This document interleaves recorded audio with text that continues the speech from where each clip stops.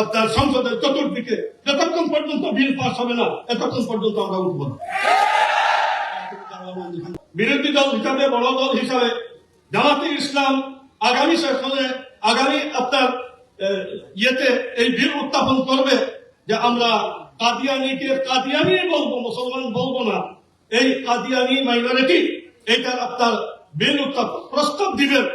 সরকার যদি না মানে তাহলে বিকল্প ব্যবস্থা, আর সরকার যদি মানে তাহলে একটা সহজ পদ্ধতি। আর জামাত যদি এত ইসলাম বলে খতমে নবুয়তের বিল উত্থাপন করতে পারে না, তাহলে ওনাদের ব্যাপারে আমাদের তো এই ধারণা যে ওনারা সত্যিই ইসলাম চান, এই ধারণাটা একদম রেকর্ড হয়ে যাবে যে ওনারা এটা চান। যার কারণে আমরা চাই যে আগামী অধিবেশনেই এই বিল যেন উত্থাপন হয়।